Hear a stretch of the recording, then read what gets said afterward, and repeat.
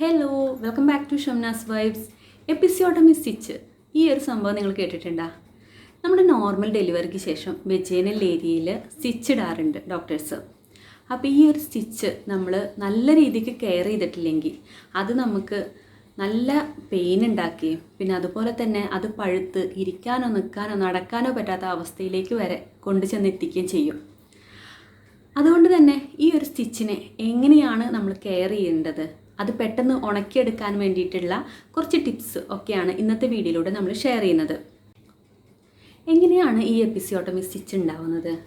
നമ്മൾ ഡെലിവറി നടക്കുന്ന സമയത്ത് നമ്മുടെ കുഞ്ഞിൻ്റെ തല നമ്മുടെ വെജൈനൽ ഏരിയയിലൂടെ പുറത്ത് വരുന്ന സമയത്ത് കുഞ്ഞിൻ്റെ തല വെജൈനൽ ഏരിയയിൽ സ്റ്റക്കായി പോവാതിരിക്കാൻ വേണ്ടിയിട്ടും അതുപോലെ തന്നെ വെജൈനൽ ഏരിയ ക്ഷതങ്ങളൊന്നും സംഭവിക്കാതിരിക്കാനായിട്ട്, ചെറിയ മുറിവുകൾ, വിള്ളൽ ഇതൊന്നും സംഭവിക്കാതിരിക്കാൻ വേണ്ടിയിട്ട് നമ്മുടെ ഡെലിവറി പ്രോസസ്സ് കുറച്ചുകൂടി ഈസി ആക്കാൻ വേണ്ടിയിട്ട് ഡോക്ടേഴ്സ് നമ്മുടെ വെജൈനലിൻ്റെ അടിഭാഗത്തായിട്ട് കട്ട് ചെയ്ത് കൊടുക്കും.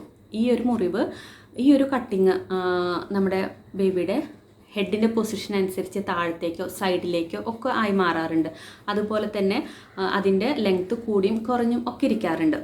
അപ്പോൾ ഇങ്ങനെ കട്ട് ചെയ്ത് കൊടുക്കുന്നത് നമ്മുടെ ഡെലിവറിക്ക് ശേഷം അത് ഡോക്ടേഴ്സ് സ്റ്റിച്ച് ചെയ്ത് വിടും.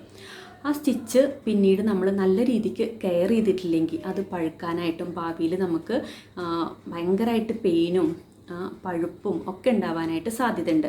അപ്പോൾ അതൊന്നും വരാതിരിക്കാൻ വേണ്ടിയിട്ട് നമ്മൾ കുറച്ച് കാര്യങ്ങൾ മാത്രം ശ്രദ്ധിച്ചാൽ മതി. അപ്പോൾ ഇത് ഞാൻ ഷെയർ ചെയ്യുന്നത് എൻ്റെ ഒരു എക്സ്പീരിയൻസ് വെച്ചിട്ടാണ് കേട്ടോ. ഈ ഒരു 3 ഡെലിവറി കഴിഞ്ഞിട്ടുള്ള എൻ്റെ ഒരു എക്സ്പീരിയൻസ് വെച്ചിട്ടാണ് ഞാൻ ഈ കാര്യങ്ങളൊക്കെ ഷെയർ ചെയ്യുന്നത്. അപ്പോൾ നമുക്ക് നേരെ വീഡിയോയിലേക്ക് പോകാം. ആദ്യമായിട്ട് നിങ്ങൾ ശ്രദ്ധിക്കേണ്ട കാര്യം എന്താണെന്ന് വെച്ചാൽ, ഡോക്ടേഴ്സ് നമ്മൾ ഡിസ്ചാർജ് ചെയ്യുന്ന സമയത്ത് മരുന്നുകൾ എഴുതി തന്നിട്ടുണ്ടായിരിക്കും. ആ ഒരു മരുന്നുകൾ നിങ്ങൾ കറക്റ്റായിട്ട് ഫോളോ ചെയ്യുക. അതിൽ നമ്മുടെ പെയിന് കുറയാനായിട്ടും അതുപോലെ തന്നെ മുറിവ് ഉണങ്ങാനായിട്ടുള്ള ആൻറ്റിബയോട്ടിക്കുകൾ ഒക്കെ ഉണ്ടായിരിക്കും. അപ്പോൾ അതുകൊണ്ട് തന്നെ നിങ്ങൾ കറക്റ്റായിട്ട് ആ മരുന്നുകൾ ഫോളോ ചെയ്യുക. അതിൻ്റെ ഒപ്പം തന്നെ ഡോക്ടേഴ്സ് നമുക്ക് ഓയിൻമെൻറ്റ് എഴുതി തന്നിട്ടുണ്ടാവും നമ്മുടെ ആ മുറിവുള്ള ഭാഗത്ത് പുരട്ടാൻ വേണ്ടിയിട്ടുള്ള. അപ്പോൾ ആ ഓയിൻമെൻറ്റും കറക്റ്റായിട്ട് അത് യൂസ് ചെയ്യുക. അത് മിക്കവാറും നമുക്ക് രാവിലെയും വൈകുന്നേരം ആവും ആ ഓയിൻമെൻറ്റ് യൂസ് ചെയ്യാനുണ്ടായിരിക്കുക. അപ്പോൾ അത് യൂസ് ചെയ്യുന്ന സമയത്ത് നമ്മൾ ബാത്റൂമിൽ പോയി മുറിവൊക്കെ നന്നായി വാഷ് ചെയ്തതിന് ശേഷം നമ്മളവിടെ ഡ്രൈ ആക്കിയതിന് ശേഷം മാത്രം ഓയിൻമെൻറ്റ് യൂസ് ചെയ്യുക കേട്ടോ. ഒരിക്കലും നനഞ്ഞിരിക്കണ ആ ഒരു ഏരിയയിൽ ഓയിൻമെൻറ്റ് ഒരിക്കലും യൂസ് ചെയ്യരുത്. ഡ്രൈ ആക്കിയതിന് ശേഷം മാത്രം ഓയിൻമെൻറ്റ് യൂസ് ചെയ്യുക. അടുത്തതായിട്ട് നമ്മൾ ശ്രദ്ധിക്കേണ്ട കാര്യം എന്താണെന്ന് വെച്ചാൽ, നമ്മൾ പാഡ് ഇടയ്ക്കിടെ ചേഞ്ച് ചെയ്ത് കൊടുക്കുക.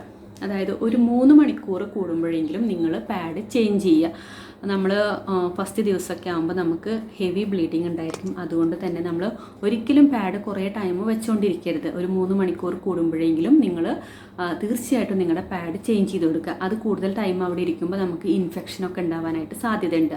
അതിൽ കൂടെ നമ്മൾ മുറിവ് പഴുക്കാനായിട്ടും ചാൻസ് ഉണ്ട്. അപ്പോൾ അതുകൊണ്ട് തന്നെ നിങ്ങൾ കറക്റ്റായിട്ട് പാഡ് ചേഞ്ച് ചെയ്യുക. ഇനിയിപ്പോൾ തുണി മാക്സിമം ഒഴിവാക്കാനായിട്ട് ശ്രദ്ധിക്കുക കേട്ടോ. കാരണം നമ്മൾ തുണി ഉപയോഗിക്കുന്ന സമയത്ത് ആ നനവ് എപ്പോഴും അവിടെ ഉണ്ടായിരിക്കും. ഈ ഒരു ബ്ലീഡിങ്ങിൻ്റെ ആ ഒരു നനവുണ്ടാവില്ലേ, അത് ആ ഒരു മുറിയുടെ ഭാഗത്ത് എപ്പോഴും ഇരുന്നിട്ട് അത് നമുക്ക് ചൊറിച്ചിലും ബുദ്ധിമുട്ടുകളും ഒക്കെ ഉണ്ടായിരിക്കും. അതുകൊണ്ട് തന്നെ മാക്സിമം നിങ്ങൾ പാഡ് യൂസ് ചെയ്യുക. നല്ല ബ്രാൻഡഡ് ആയിട്ടുള്ള പാഡ്, നല്ല സോഫ്റ്റ് ആയിട്ടുള്ള പാഡുകൾ യൂസ് ചെയ്യുക കേട്ടോ. പിന്നെ അതുപോലെ തന്നെ അടുത്ത ശ്രദ്ധിക്കേണ്ട ഒരു കാര്യം എന്താണെന്ന് വെച്ചാൽ, ഞാൻ നേരത്തെ പറഞ്ഞ കാര്യം തന്നെയാണ്, സ്റ്റിച്ചിൻ്റെ ഏരിയ എപ്പോഴും ഡ്രൈ ആയിട്ട് സൂക്ഷിക്കുക.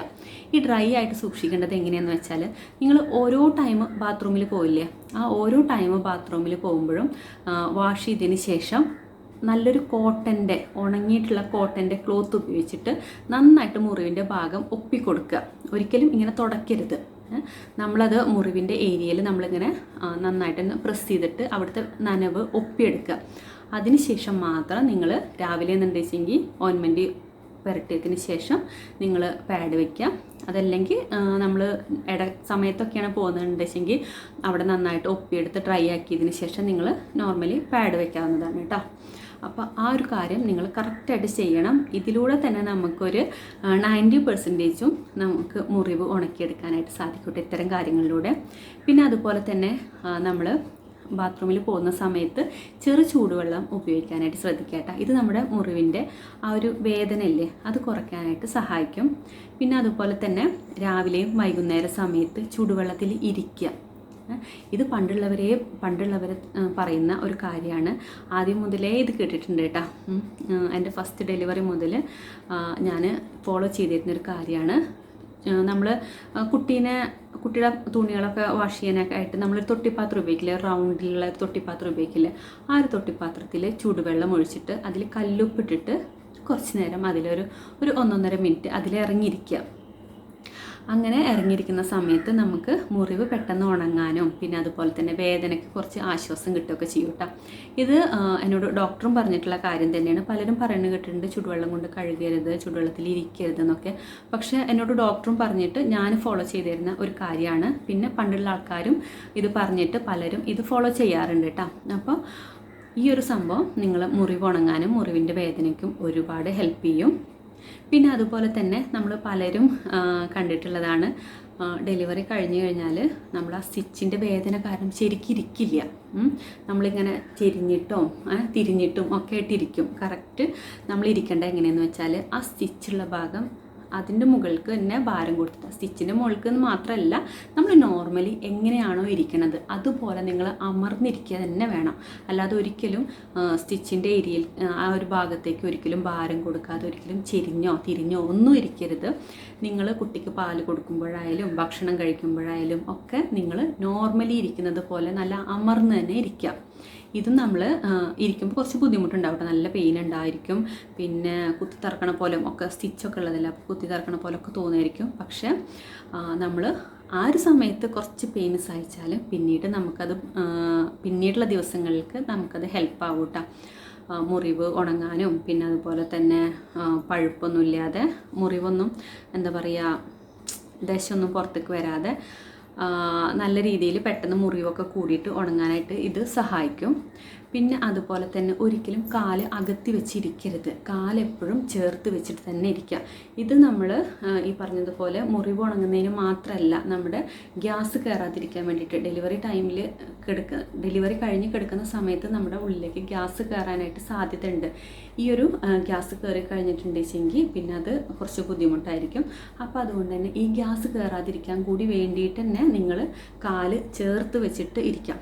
എൻ്റെ ഒക്കെ ഡെലിവറി കഴിഞ്ഞ ടൈമിൽ സിസ്റ്റേഴ്സ് ചെയ്തിരുന്നത് എങ്ങനെയാണെന്ന് വെച്ചാൽ ഒരു കാലിൻ്റെ പത്തിയില്ലേ, ഈ ഒരു മറ്റേ കാലിൻ്റെ പത്തിയിൽ കയറ്റി വെച്ചിട്ട് ഇതുപോലെ ഇങ്ങനെ വെച്ചിട്ടാണ് കിടത്തിയിട്ടുണ്ടായിരുന്നത്. അപ്പോൾ കാല് നല്ല കൂട്ടി വെച്ചിട്ട് വേണം നിങ്ങൾ കിടക്കുമ്പോഴായാലും ഇരിക്കുമ്പോഴായാലും ഒക്കെ കേട്ടോ. അപ്പോൾ ഇത്തരത്തിലുള്ള കാര്യങ്ങളൊക്കെ ശ്രദ്ധിച്ചു കഴിഞ്ഞാൽ തന്നെ നമുക്ക് നമ്മുടെ സ്റ്റിച്ച് പഴുത്തിട്ടുള്ള പ്രശ്നങ്ങളോ ഇല്ലെങ്കിൽ അതുപോലെ തന്നെ നമുക്ക് നടക്കുമ്പോഴും ഇരിക്കുമ്പോഴും കിടക്കുമ്പോഴും ഒക്കെയുള്ള ബുദ്ധിമുട്ടുകൾ ഒഴിവാക്കാം. പിന്നെ ഇതുകൂടാതെ തന്നെ നിങ്ങൾ മാക്സിമം ടെൻഷൻ ഫ്രീ ആയിരിക്കുക, അതുപോലെ തന്നെ നന്നായിട്ട് ഉറങ്ങാനും ശ്രമിക്കുക. ഡെലിവറി കഴിഞ്ഞ സമയത്ത് നമുക്ക് ശരിക്കും ഉറങ്ങാനൊന്നും പറ്റിയെന്ന് വരില്ല. എപ്പോഴും കുഞ്ഞ് പാല് കുടിക്കാൻ എണീക്കുന്ന കാരണവും പിന്നെ കുഞ്ഞിൻ്റെ കരച്ചിലും ഒക്കെ കാരണം നിങ്ങൾക്ക് ശരിക്കും ഉറക്കമൊന്നും കിട്ടില്ല. എന്നാലും നിങ്ങൾ കഴിയുന്ന സമയത്ത് നിങ്ങൾ മാക്സിമം കിടന്ന് ഉറങ്ങാനായിട്ട് ശ്രമിക്കുക, അതുപോലെ തന്നെ ടെൻഷൻ ഫ്രീ ആയിട്ട് ഇരിക്കാനും ശ്രമിക്കുക കേട്ടോ. അപ്പോൾ ഇത്തരം കാര്യങ്ങളൊക്കെ നിങ്ങൾ മാക്സിമം ഫോളോ ചെയ്യുക. അപ്പോൾ ഞാൻ പറഞ്ഞ ആ ടിപ്പുകളൊന്നും മറക്കണ്ട. ഫസ്റ്റ് എന്ന് പറഞ്ഞ് ഡോക്ടേഴ്സ് തരുന്ന മെഡിസിൻസ് കറക്റ്റായിട്ട് ഫോളോ ചെയ്യുക, ഓയിൻമെൻറ്റ് യൂസ് ചെയ്യുക. പിന്നെ അതുപോലെ തന്നെ പാഡ് 3 മണിക്കൂറെങ്കിലും കൂടുമ്പോൾ നിങ്ങൾ ചേഞ്ച് ചെയ്ത് കൊടുക്കുക. പിന്നെ നമ്മുടെ വെച്ചേനൽ ഏരിയ, സ്റ്റിച്ചിൻ്റെ ഏരിയ നല്ല രീതിക്ക് ഡ്രൈ ആക്കി വയ്ക്കുക. പിന്നെ ചുടുവെള്ളത്തിൽ കല്ലുപ്പിട്ട് നമുക്ക് സഹിക്കാൻ പറ്റുന്ന അത്രയും ചൂടിൽ നിങ്ങൾ കല്ലുപ്പിട്ടിട്ട് അതിൽ ഇറങ്ങിയിരിക്കുക. ഇത്രയും കാര്യങ്ങൾ ശ്രദ്ധിക്കുക. പിന്നെ കാല് കൂട്ടി വെച്ചിരിക്കുക, അതൊക്കെ പിന്നെ നമ്മൾ ഒരുവിധ ആളുകൾക്കൊക്കെ അറിയുണ്ടാവും, എന്നാലും അതും ഫോളോ ചെയ്യുക. പിന്നെ അതുപോലെ തന്നെ ടെൻഷൻ ഫ്രീ ആയിരിക്കുക, നന്നായി ഉറങ്ങാൻ ശ്രമിക്കുക. അപ്പോൾ ഇത്തരം കുഞ്ഞു കുഞ്ഞു കാര്യങ്ങൾ ശ്രദ്ധിച്ചാൽ തന്നെ നിങ്ങൾക്ക് നല്ല രീതിക്ക് സ്റ്റിച്ച് ഉണക്കിയെടുക്കാൻ പറ്റും. പിന്നെ വേറൊരു കാര്യം പറയാൻ വിട്ടുപോയത് എന്താണെന്ന് വെച്ചാൽ, ഞാൻ നേരത്തെ പറഞ്ഞില്ലേ നമ്മൾ ബാത്റൂമിൽ പോകുന്ന സമയത്ത് ഒരു കോട്ടൻ്റെ ക്ലോത്ത് ഉപയോഗിച്ചിട്ട് ഡ്രൈ ആക്കി വെക്കുക എന്ന് പറഞ്ഞില്ലേ. നമ്മൾ ഒരു വട്ടം യൂസ് ചെയ്ത ക്ലോത്ത് പിറ്റത്തെ പ്രാവശ്യം നമ്മൾ ഉപയോഗിക്കരുത് കേട്ടോ. ഉപയോഗിക്കുക എന്ന് പറഞ്ഞാൽ അത് കഴുകി ഉണക്കിയതിന് ശേഷം മാത്രം ഉപയോഗിക്കാം. അപ്പോൾ ഞാനൊക്കെ ചെയ്തിരുന്നത് എങ്ങനെയെന്ന് വെച്ചാൽ ഒരു 4-5 ക്ലോത്ത് ഇതിന് വേണ്ടിയിട്ട് മാറ്റി വയ്ക്കും. ഓരോ പ്രാവശ്യം ബാത്റൂമിൽ പോകുമ്പോഴും ഉപയോഗിച്ച് കഴിഞ്ഞാൽ പിന്നെ അത് നമ്മൾ കഴുകി നല്ല ഡെറ്റോളൊക്കെ ഇട്ട് കഴുകിയിട്ട് നല്ല വെയിലത്ത് ഉണക്കുക. പിറ്റത്തെ പ്രാവശ്യം പോകുമ്പോൾ അടുത്ത ഒരു ക്ലോത്ത് ഉപയോഗിക്കാം. അങ്ങനെ ഒരു 4-5 ക്ലോത്ത് നമ്മൾ എടുത്ത് വെക്കുകയെന്നുണ്ടെങ്കിൽ നമുക്കത് പിറ്റേന്ന് അങ്ങനായിട്ട് ഉണക്കിയിട്ട് അത് യൂസ് ചെയ്യാം. അപ്പോൾ ഇത്തരം കാര്യങ്ങളൊക്കെയാണ് ഞാൻ ശ്രദ്ധിച്ചിട്ടുണ്ടായിരുന്നത്. അപ്പോൾ ഇത് എനിക്ക് നല്ല രീതിക്ക് യൂസ്ഫുൾ ആയിട്ടുണ്ടായിരുന്നു. അപ്പോൾ നിങ്ങൾക്ക് ഇതല്ലാത്ത വേറെ എന്തെങ്കിലും ടിപ്പുകൾ ഷെയർ ചെയ്യാനുണ്ടെങ്കിൽ നമ്മുടെ കമൻറ്റ് ബോക്സിൽ ഇടുക. അത് മറ്റുള്ളവർക്ക് കൂടിയും യൂസ്ഫുൾ ആയിരിക്കും, ഹെൽപ്ഫുൾ ആയിരിക്കും. അപ്പോൾ ഇത്രയേ ഉള്ളൂ നമ്മുടെ ഇന്നത്തെ ഒരു വീഡിയോ. അടുത്തൊരു വീഡിയോ ആയിട്ട് നമുക്ക് വീണ്ടും കാണാം. Till then bye, take care.